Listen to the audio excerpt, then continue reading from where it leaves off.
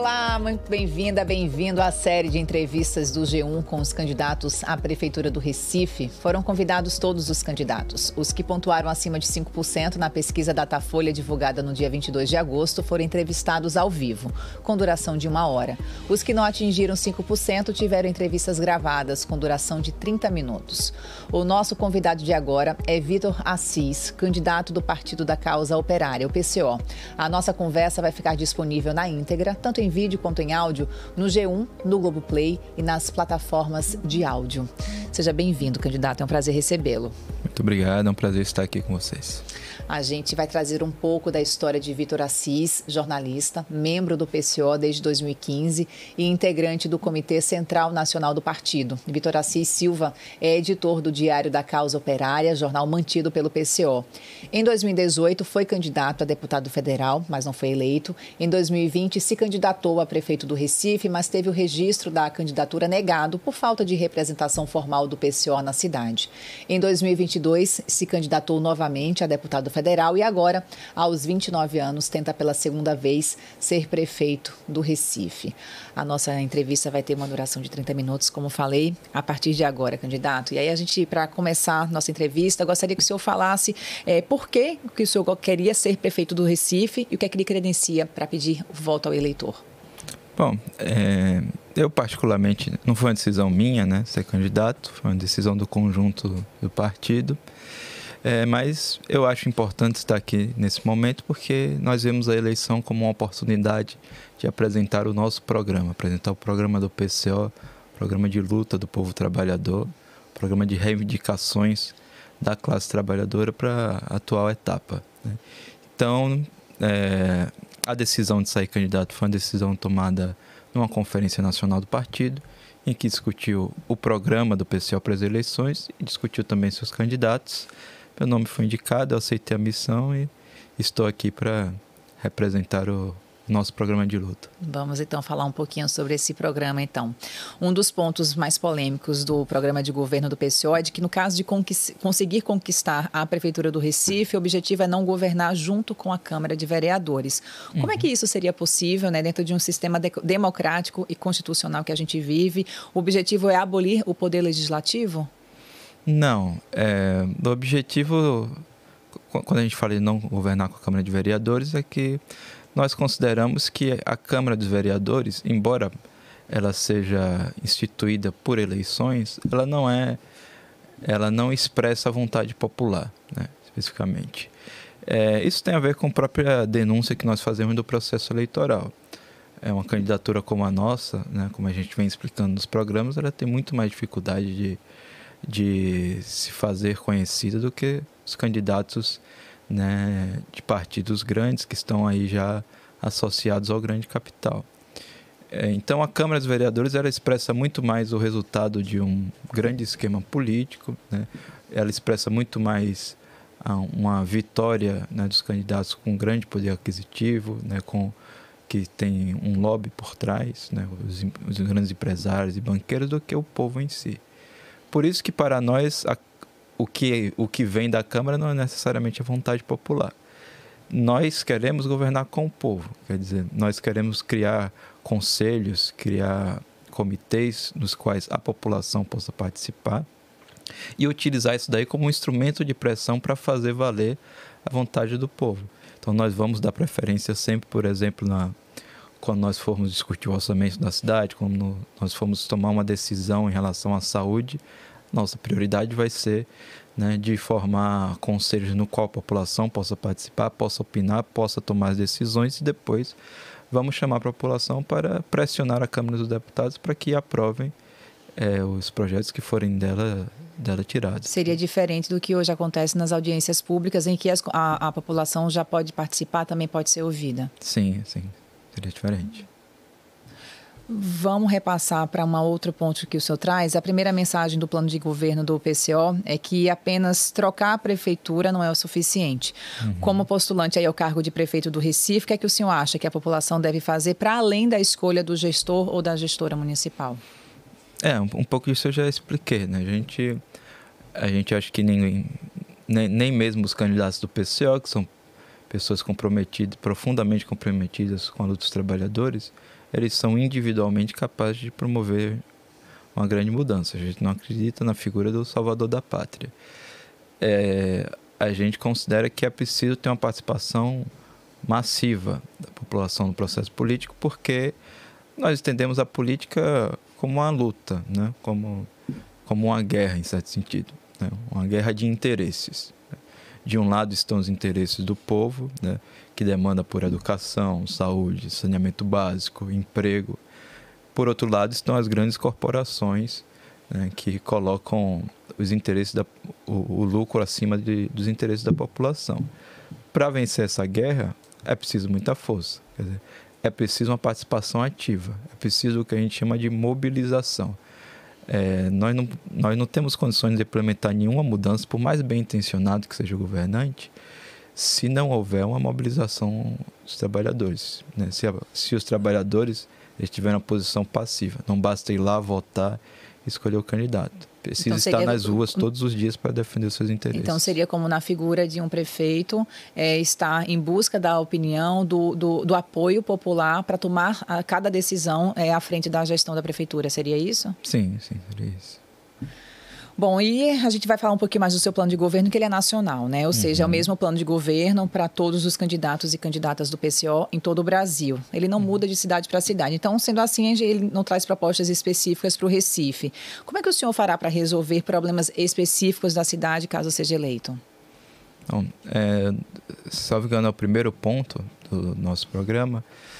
A gente explica que a nossa proposta é ter um governo dos trabalhadores e que a população forme conselhos populares para administrar a cidade. Com isso daí, com essa ideia, né, acho que já dá para explicar bastante como que seria uma eventual administração do PCO. Né? Para tudo que nós pretendemos fazer, em vez de virmos com uma ideia pronta, com uma fórmula, uma receita de bolo, um projeto, né, que é o que a gente vê nas grandes candidaturas, o pessoal apresenta um projeto para ficar marcado com aquele projeto e se eleger com base nele. Nós queremos que a população tenha voz.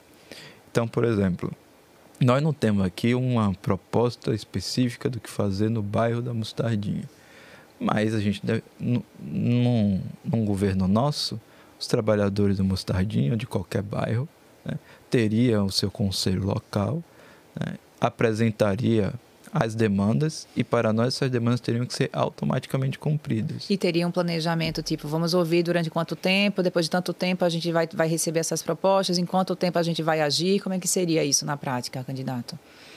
Não, na prática, teria que ver o que os detalhes assim mais técnicos da coisa. Mas eu acho que o problema central é político. Na nossa opinião, a população não é ouvida porque a vontade é que ela não seja ouvida. Porque se ela for ouvida de verdade, né, se os trabalhadores puderem se reunir de uma maneira democrática, apresentar o seu programa, ele vai desafiar os interesses dos governantes, os interesses dos poderosos. Então, a frequência, como seria e tal, acho que é um detalhe para se ver uma vez que isso esteja estabelecido. Mas eu acho que o que é fundamental é a gente estabelecer que todas as categorias, né, todos os bairros, né, todo agrupamento de trabalhadores, eles têm o direito de se reunir, de apresentar as suas reivindicações e, volto a dizer, elas deveriam ser automaticamente concedidas. Então, uma categoria que estabeleça que o seu salário seja tal, deveria ser tal, a prefeitura não deveria se meter nisso. Né? Um bairro que diga que as ruas têm que ser de um jeito, tem que ser de outro, o tráfego deve ser de um jeito ou de outro, deve calçar aqui, não deve, sei lá. Tudo isso deveria ser atendido porque a grande barreira que se coloca para que primeiro, não se escuta a população, né? Mas quando se apresenta alguma demanda, a grande barreira que se coloca é o dinheiro. Para nós, o problema do dinheiro é bastante simples. O dinheiro tem que ficar disponível para o povo, né? Não deve ser utilizado aí para a iniciativa privada, como no caso das OS, das parcerias, né? Não deve ser destinado aí a grandes empreiteiras dos amigos dos prefeitos, dos políticos. O dinheiro deve ir para o povo E com esse princípio, a gente acredita que toda a demanda popular seria cumprida. O senhor falou em OS, a gente tem hoje alguns hospitais, né, em parceria de OS, da gestão da prefeitura. Como é que seria essa transição, para que não haja impacto também, por exemplo, nos atendimentos? Não, para nós, a saúde deveria ser 100% estatal, 100% pública. E nesse processo aí, efetivamente, se houver a necessidade de utilizar algum equipamento que seja privado, a prefeitura deveria estatizá-lo, né? Deveria expropriá-lo. Mas não acho até que haja uma importância tão grande os equipamentos da iniciativa privada. Acho que o fundamental é construir. Né? Construir tantos hospitais quanto forem necessários. E aí, falando um pouquinho sobre, você estava falando sobre a classe trabalhadora, a gente vai falar sobre um recorte aqui do desemprego. A gente tem o Recife ocupando aí o 2º lugar no ranking do mapa da desigualdade entre as capitais brasileiras. Tem 15% da população desempregada. Além disso, também é a 2ª capital do país com a maior quantidade de pessoas abaixo da linha da pobreza, com 11,2%. Então, se eleito, como é que o senhor pretende diminuir esse índice de desemprego e também o número de pessoas abaixo da linha da pobreza? Bom, eu acho que o principal ponto que a gente apresenta seria a criação de uma empresa pública, né, estatal, para promover grandes obras. Né, que nisso daí se encerra uma série de problemas. Né? A gente estaria combatendo o desemprego, né, porque uma empresa grande poderia empregar muita gente. Estaria combatendo o problema gravíssimo de infraestrutura na cidade. Né? Não há um único bairro em que não haja problemas graves de infraestrutura. A gente também seria uma oportunidade para a construção de moradias, que também é um problema importante da cidade. Então, a principal proposta nesse sentido do emprego, né, é que a prefeitura ela seja um grande empregador, né? Não um empregador de funcionários públicos sem uma função produtiva bem estabelecida, mas de uma empresa que contribua aí de maneira determinante para o desenvolvimento da cidade. Né? Na medida que você emprega mais gente, você melhora a infraestrutura e tudo mais, a economia começa a circular e isso facilita o desenvolvimento geral. Ainda falando sobre emprego, no plano de governo do senhor, a proposta de reduzir a carga horária, né, semanal de trabalho para 35 horas e sem reduzir os salários para que, dessa forma, mais pessoas possam ser empregadas. Como é que essa medida pode funcionar na prática, já que o município não pode interferir na legislação trabalhista, porque essa lei ela é federal, candidato? Bom, se realmente for inviável do ponto de vista legal, né, a proposta ela é apresentada aí como uma proposta de luta para os trabalhadores, né? Porque nosso programa, como você falou, é o mesmo programa para todo o país. A gente apresenta as coisas desse modo porque nós entendemos que os maiores problemas dos trabalhadores, eles passam por uma luta grande. Né? Eles precisam de muita força para serem implementados. Então, algumas causas realmente, elas inevitavelmente vão ter que ser nacionais. E mesmo numa candidatura municipal, a gente precisa apresentar essas questões até para que haja uma compreensão mais ampla de por onde passa a resolução dos problemas. Né? Então, por exemplo, a gente discute muito a questão das privatizações. As privatizações mais importantes, elas não estão no âmbito municipal, né?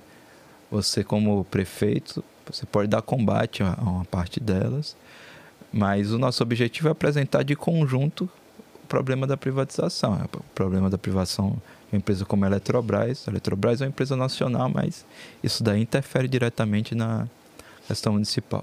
A mesma coisa do salário mínimo, né? No que diz respeito ao prefeito, ele poderia, no máximo, interferir no salário mínimo do funcionário público municipal. Mas quando a gente discute o problema do salário, a gente coloca aqui o nosso plano, que a nossa proposta a nível nacional é que o salário mínimo do país como um todo fosse o de pelo menos R$7.000. É levar para R$7.000. Sim. E aí, no seu programa de governo, aí falando, o senhor estava falando sobre privatização, o senhor também prevê o cancelamento de toda e qualquer parceria com empresas privadas em relação ao transporte público. Aí o PCO fala em criar uma empresa estatal de transporte. Queria que o senhor falasse como seria isso. A cidade sairia hoje do Grande Recife Consórcio de Transporte. Sim, o Grande Recife Consórcio de Transporte é um consórcio de empresas, né?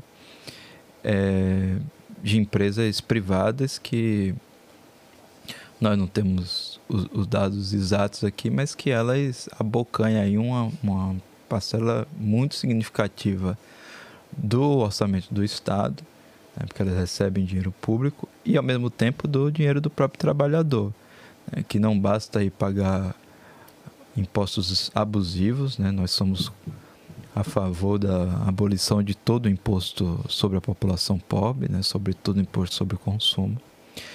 Não bastando toda a alta carga de impostos que paga, também paga passagem. Isso daí é revertido para as empresas, para os capitalistas. A gente não tem como ver isso daí de outra forma que não seja um enorme desperdício.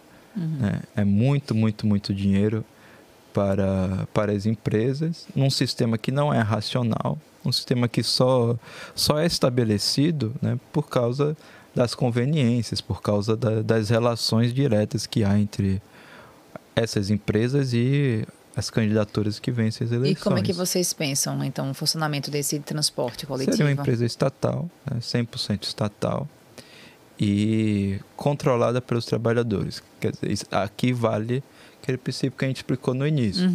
O transporte, por exemplo, é muito ruim. Eu sou usuário de transporte público. Ele é muito irregular, né? Tem pouco ônibus disponível, né? Metrô nem se fala, né? Mas o metrô não tem aí também a administração federal, né? Mas o ônibus é muito ruim, muito irregular. Tem todo tipo de problema, veículos antigos. Se a população pudesse opinar diretamente, a coisa seria diferente, porque o próprio usuário vai saber dizer, ó, tal linha aqui demora muito a passar, precisa dobrar, triplicar, quadruplicar a quantidade de veículos disponíveis. Né? Tais e tais ônibus não estão mais em condições de uso, precisa renovar essa frota. Né? E até mesmo opinar sobre que tipo de linha deve ter. Né? Ó, a gente do bairro tal, a gente costuma muito ir para tal lugar, não tem ônibus. Não tem ônibus ligando o nosso bairro com a praia. Né? No dia de sábado tem uma demanda maior de ir para tal lugar. Assim a gente consegue ter uma administração muito mais racional também, porque a administração da cidade ela não é pensada nos interesses práticos, concretos dos trabalhadores. Ela é pensada em arranjos feitos aí entre os governantes e os empresários. O senhor falou num ponto aí, né, durante a sua resposta, em relação ao imposto, né? Que o senhor é contra a cobrança de impostos para os mais pobres. Aí eu vou pegar um trecho aqui do seu programa de governo que defende a diminuição geral do IPTU para a população pobre, né? Diz que ele seria imposto apenas para os ricos. Aí, nesse caso, seria feita uma isenção para os mais pobres? Como é que seria essa faixa de renda? A partir de quanto que deveria se pagar o IPTU? O IPTU, ele teria uma faixa de isenção, né?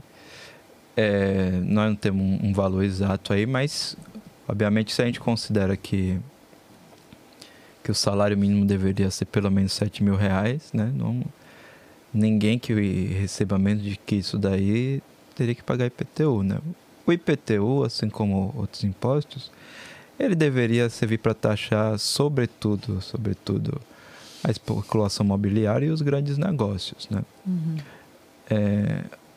A nossa crítica geral, por exemplo, embora a gente apoie o governo Lula em todos os momentos em que ele enfrenta os patrões, enfrenta o imperialismo, todo momento que ele é atacado, nós somos críticos de várias questões da política do governo. Uma delas é a questão do imposto. O imposto de renda, se eu não estou enganado, ele está com faixa de isenção de quem recebe até 2 salários mínimos. Nós consideramos que isso daí não poderia acontecer de jeito nenhum, porque quem recebe até, sei lá, 5, 6 salários mínimos no valor atual, não tem condição de pagar todas as contas, né? Se a gente for parar para pagar aí aluguel, alimentação, transporte, né, educação, tudo que for necessário, o salário não dá conta e pagar imposto é absurdo. Ao mesmo tempo que no Brasil não se tem imposto sobre os dividendos, né? Não tem os impostos sobre as grandes fortunas.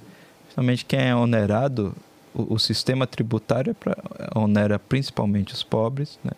O imposto sobre o consumo é fundamentalmente um imposto sobre a população pobre, porque proporcionalmente o pobre consome muito mais do que o rico, porque o rico, uma parte enorme da renda dele vai para especulação, para outros negócios.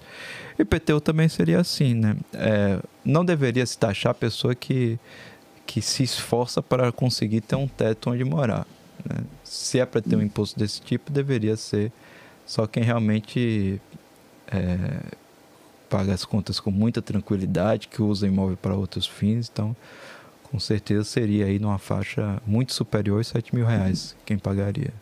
Trazer para cá, para a nossa conversa, uma outra questão. A gente vive no mundo, né, um quadro grave de crise climática. O Recife está entre as cidades mais vulneráveis do mundo, a elevação do nível do mar, por exemplo.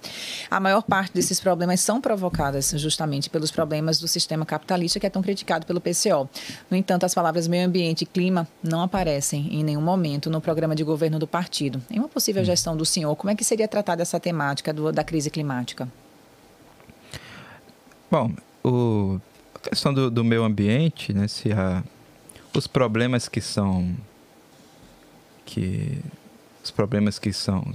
acabam afetando o meio ambiente, eles são basicamente resultantes da forma como é administrado a economia do país, né? Do país, da cidade, do estado, como a gente falou.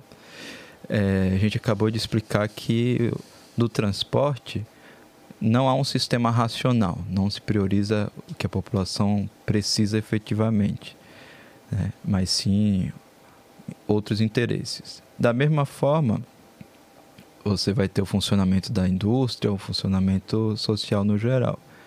Ninguém liga a mínima nem para o povo, né, que pode escolher os seus governantes, quanto mais ligar para o meio ambiente, qualquer coisa do tipo. Então, qualquer solução que passe aí pelo controle para evitar qualquer dano ao meio ambiente passaria aí também pelo controle operário da produção, pelo controle operário da indústria, né, e pelo controle operário da infraestrutura também. Muitas coisas que são hoje apresentadas como problemas ambientais, eles finalmente, eles são problemas agravados por questões ambientais, mas são problemas de infraestrutura, né? Como é o caso das enchentes no Rio Grande do Sul. O grande problema, na nossa opinião, lógico que o que desencadeou foram fenômenos naturais, né? Foram as chuvas, mas o que tornou tudo aquilo ali a catástrofe foi a destruição total da infraestrutura do Estado por parte da política neoliberal, por parte do governador do Estado. Então, para nós, a questão do meio ambiente passaria por isso daí. Se a administração está na mão dos trabalhadores, ela seria necessariamente uma administração racional. O senhor citou o Rio Grande do Sul e vou trazer para a gente aqui para Pernambuco. Nós tivemos trágicos deslizamentos de barreiras ali em 2022. 133 pessoas perderam as vidas. No Recife foram 51 óbitos, né, por conta do deslizamento das barreiras. Além disso, muita gente também perdeu tudo o que tinha. Se eleito, como é que o senhor pretende resolver essa situação das barreiras aqui no Recife, evitar que os desastres naturais também afetem a população? Bom, acho que precisaria haver um trabalho de conjunto, né, entre as populações nos bairros, como a gente falou, né? Todo recifense deveria ter uma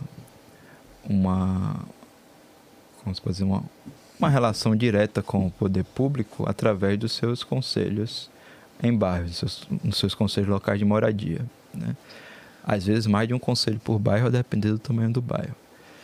Então, uma primeira coisa que deveria ser estabelecida é isso, né? Se há demandas de infraestrutura, a população deveria colocá-las, né? Junto a isso, seria preciso que a prefeitura também colocasse à disposição o pessoal técnico para ver isso daí, né? Para orientar, para fazer um levantamento de todos os locais que são de risco, quais são os riscos, e tomar as iniciativas necessárias.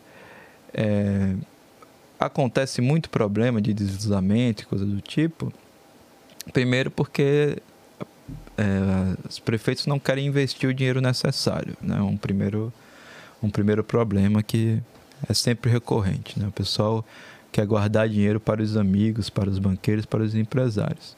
Um outro problema também é, dado o caráter extremamente impopular do Estado, né, ele acaba sendo extremamente burocrático. O Estado ele não está ali para servir o povo, mas sim para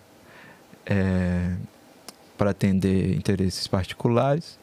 Então ele não consegue nem lidar com a população. Quando tem uma situação de risco, em vez de ir lá conversar com a pessoa, ver que alternativa tem, então ele acaba removendo de uma maneira truculenta, né? Expulsa a pessoa em determinado local e coloca em outro em que não seria adequado para ela, etc. Então também teria que passar aí por ouvir a população, por colocar à disposição todo o pessoal técnico necessário e ter uma conduta aí uma conduta que seja que permita aí um diálogo com a população, que permita resolver os problemas de fato.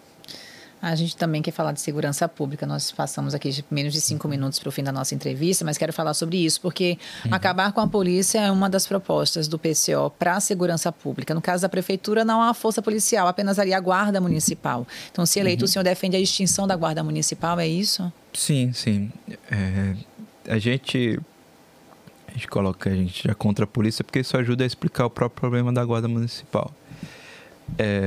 A polícia militar, né, que é a principal polícia ostensiva, nós somos contra que ela exista porque ela é um braço armado do Estado. E o Estado, conforme a gente vem explicando aqui, ele é um Estado de classe. Ele atende os interesses dos poderosos, né? Os administradores dos Estados não são efetivamente representantes da população, mas são pessoas que são rotineiramente eleitas por um esquema viciado. Se o Estado, né, por exemplo, ele em vez de construir hospitais, ele destina dinheiro para os inimigos do povo ficarem cada vez mais ricos, né? Se o Estado é incapaz de combater a fome, combater o desemprego, né, porque dá outras prioridades que não atender o povo trabalhador, e também, obviamente, não vai utilizar a polícia para os interesses da população. Pelo contrário, né? A polícia ela é o monopólio da força. E essa força acaba sendo utilizada justamente para aplicar essa política contrária aos trabalhadores. Então, nós somos contra que o Estado cuide da segurança pública. A gente acha que os próprios trabalhadores deviam cuidar dela. A Guarda Municipal ela foi instituída inicialmente como um corpo para cuidar do patrimônio. Já na época a gente alertava que a gente era contra porque isso daí se tornaria uma força policial. E é o que está se tornando, né? Já há muita discussão sobre armar a guarda, né? Ela atua como uma força auxiliar de polícia, já vi vários casos disso daí, que ela foi chamada não para resguardar uma praça, mas para mediar conflitos. Então, se nós somos contra a polícia, nós, para sermos consequentes, precisaríamos ser contra a existência de uma guarda municipal.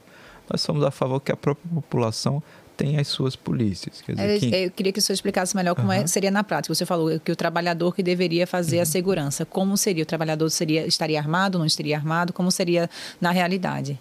Sim, na realidade, a nossa proposta é que em cada bairro, em cada local, a população tem a sua própria polícia, e é muito importante essa vinculação de local, porque a população conhecendo os policiais, a gente evita que os policiais sejam violentos com a própria população, que é o que acontece muito, né? Vem um policial, ninguém sabe de onde veio, entra naquela comunidade, né?